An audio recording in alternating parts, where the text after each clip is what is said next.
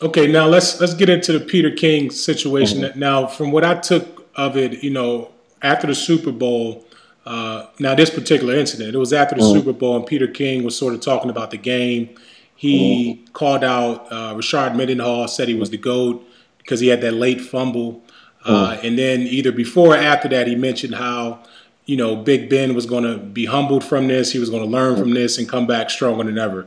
And I think you called him out because, even though Rashad fumbled, you never know what would have happened after that. And Big Ben Hmm. had a great game. So, Peter sort of labeled Rashad as the guy that lost the game for him and Hmm. that Big Ben was going to be okay. Is that what you took from it? And is that what did, you took that issue from that comment that he made?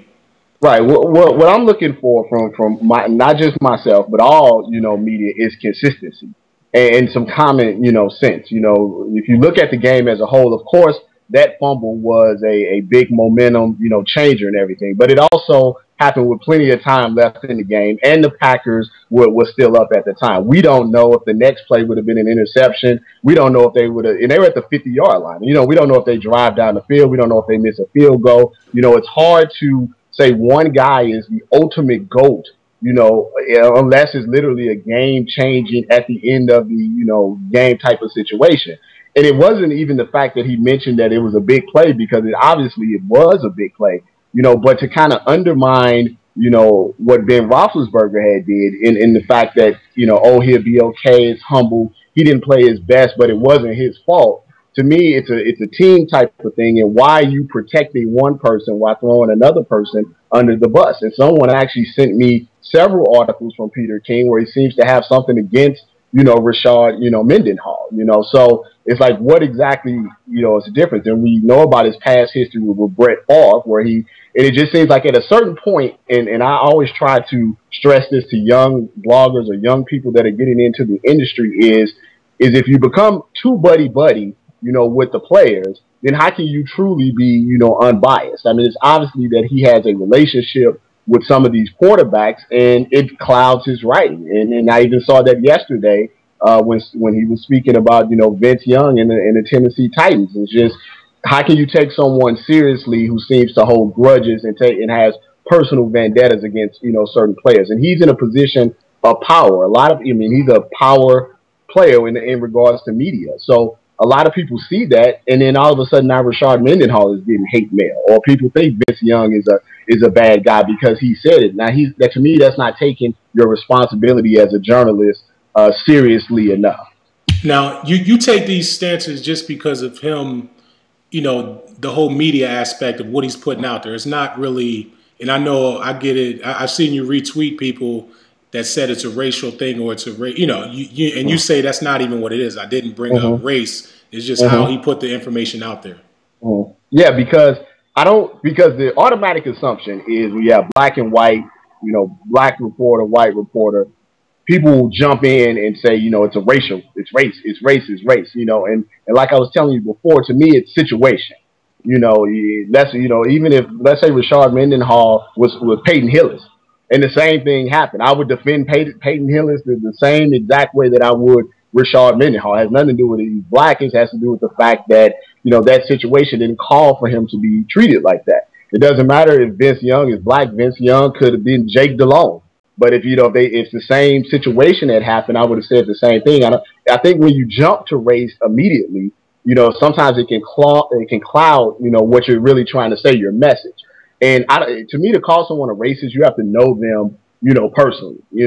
I don't think someone from afar that a reporter or someone that puts something out on the internet, calling someone a racist is a strong, term that shouldn't be used lightly. I mean, I don't know how he feels in his heart and his daily interactions, and I wouldn't want anyone to call me something like that. So I try to keep race out of it unless it's something blatantly obvious or something that was blatantly said. To me, it's more about ignorance and just not understanding what you're doing. Or in his case, I think it's arrogance, actually, just thinking that his opinion is just the opinion, and it doesn't matter. And if someone disagrees with him, he gets on the defensive. All right, now I'm going to change it a little bit to the social media side of things. I know just from following you that you speak to students about social media. the whole athletes and social media sort of took off a year or two ago. I would say in '09, really a lot of athletes jumped on Twitter. And a lot of guys have gotten in trouble since that on Twitter and putting stuff out there that probably shouldn't be out there. Now, you as a reporter, as a writer, how do you feel about, I mean, I know it helps you out a lot because you get information, but, what do you think how you think athletes should handle being on social media? I mean, what do you think the percentage of personal, then understanding that there's fans out there, understanding that they're putting themselves out there and people can immediately react to any good or bad thing that happens in the game. And a lot of guys get upset at that, but, I think they definitely have to know that they're putting themselves out there for a lot of scrutiny. Well, the thing about it is, and I always try to preface this before I may be critical or say something about an athlete's tweet, it's their American right, to be on Twitter. As long as it's within the guidelines of whatever sport, they're playing. If they want to be on Twitter and whatever they want to say on Twitter, that is their prerogative to do that. But like you said, what you have to understand is when you're in a certain position, be it a power, entertainment, athlete, whatever you say online cannot be deleted. No matter how many times you try to say your account's been hacked, I didn't mean to send this picture out and everything. It can't, go away. So you have to go into that with the understanding that anything that you say can be used against you, not to go all, legal aid and stuff on. And that works for everybody, not just, athletes. I mean, there are certain things that, I have typed up on Twitter and then got real close to hitting the send button and then had to think about it for a second and go back because it could hurt me, down the line with business or because you never know who's, reading, who's listening, who's, going to watch this podcast. You just never, know who's going to do these type of things. So I think it's just a lot of people have an idealistic version of their athlete or their entertainer. And when they get on Twitter, you kind of see a little bit into the real them. And sometimes it doesn't match up. And I think a lot of times you get a little friction, for that because you have someone on a pedestal and then next thing you know, you see them cursing or pictures of them drinking or whatever it may be. And now all of a sudden you're angry that your quote unquote role model is not the way you should be. Now that's something that fans also need to understand that these guys are human and, they just like everybody else, they play a sport. They may make more money, but we're all still, the same. So I think it goes both ways. I think fans and media need to be a little bit more understanding that, hey, these guys should be free to say whatever they want. And the athletes and the entertainers should also understand whatever they say, tweet pic, video, tweet vid, whatever, can't get mad if that is used against them if it's seen in a negative light. All right, and before we finish up, I want to get into some Cincinnati Bengals stuff. I know that you saw what's been going on between Marvin Lewis and Chad OchoCinco, and even the Carson Palmer situation, and you had some comments about it. But from the outside looking in, how does this situation look to you? I mean, being in the sports world, what does it look like to you that's going on here in Cincinnati?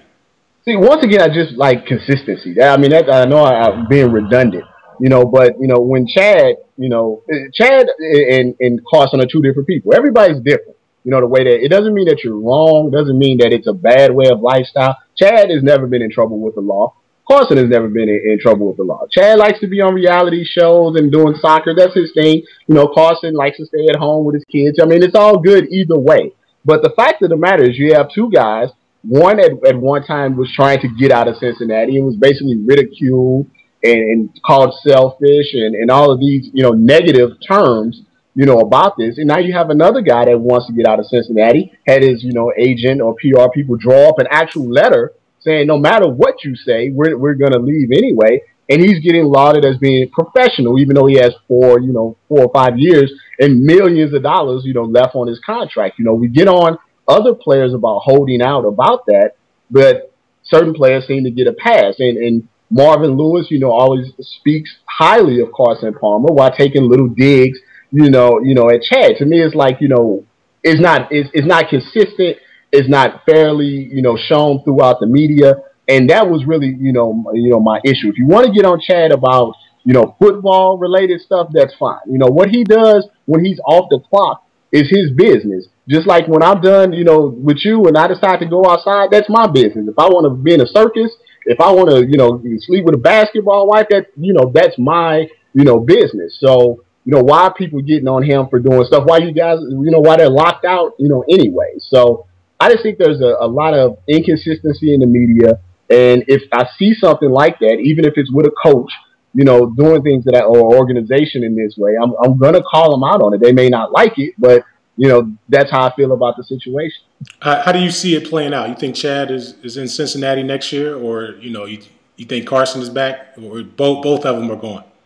No, I think Carson is probably gone because quarterbacks. I mean, the reality is quarterbacks always have more leverage than wide receivers. So if he really doesn't want to play, they'd be best off getting rid of him and get what they can. Chad, I think, will be back, which I think is odd because they talk so bad about him all the time, and they've been talking bad about him for 2-3 years. He's selfish. He's concentrating on other things. He's not a team player. He's causing disruptions. You would think you would want that person off of your team, but for whatever reason, they seem to like to have him around. I believe he's what we call a red herring, so if something goes wrong in Cincinnati, they have someone to always blame. It's kind of what the Cowboys did with T.O., and then T.O. left, and they still fell off the map. They didn't have anybody to blame except themselves. So I think he's still going to be back in Cincinnati. I think it would be better for both parties if pretty much everybody goes and they just kind of start it over, including Marvin. Okay, I got you. Lastly, where do you see this Black Sports Online going in the future? You got any special projects coming up? 5 years. What would you want to be doing with this whole media thing?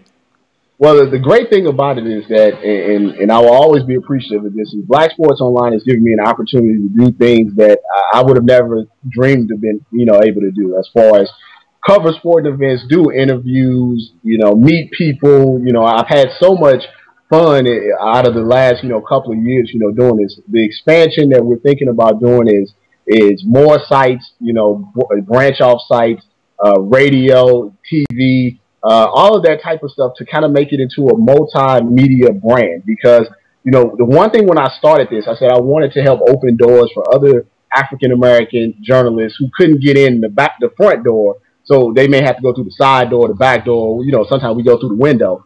And that's my, to keep, doing this thing, it's very serious to me that, my reputation is good, because I don't want a door to be slammed because somebody had a bad experience with me. So it's all about building relationships, keep pushing it so the next person behind me can come right into my space and keep moving up. Now, do you see it all staying on the internet? I think the internet is pretty big. It can reach a lot of people. Is that where you're leaning towards staying, like internet and having things streamed to your phones, your iPads, or whatever you have, just because it can reach people when they want to get it? Yeah, I don't ever see the hub of the site ever going down, because we have iPhone apps, Android apps, and I think if a business situation came up in the future, I don't think anyone who approaches me, Black Sports Online is the reason that they're approaching. So, I'm always going to make sure that entity is taken, care of. But what I don't want to limit myself into just, being one thing. I think I have the skills and ability to do multiple type of things. And I like doing it. I like, I even like, talking about more things than just, sports, as you see from the Twitter and my current thirst for Jordan Sparks. But, so I like I said, I just want to definitely expand, and we're always going to be trying to find different ways. And the good thing about the internet and the online media is each and every day new things come out that can help, So if you establish your brand, if you keep your eyes open, there'll be more and more things, that you can do. Now I saw you did some stuff with the Washington Post. Is there other things out there that you help contribute to as well before we go? Yeah, I still do the Washington Post if the football season comes back. I've done work for TMZ. Currently have a deal with the Big League Sports. Going to start contributing a column to Hoops Hype. We have the podcast that's hopefully going to turn into an actual, radio show in the future. And I'm actually writing a book right now as well, kind of a sports relationship book. So I'm kind of like half Bill Simmons, half Tyrese, trying to mix it together. That's pretty cool, man. Well, listen, man, thanks, man. I'm going to try to, pump your site up a little bit. I think it's a really good thing that you're doing. You bring a different perspective. People understand it. If people don't understand it, hopefully they do a little better, man. But thanks for coming on me, man. I appreciate it. No problem. I appreciate you having me on. And you the lockout. You can always get back in there now. Yeah. Yeah. I'm done, man. I'm too light, man. I done lost about 30 pounds. I can't do it anymore, man. I'm good. All right. Well, it looks like you're doing a good job with this. I've been in the site and I like it a lot. All right, appreciate it, bro.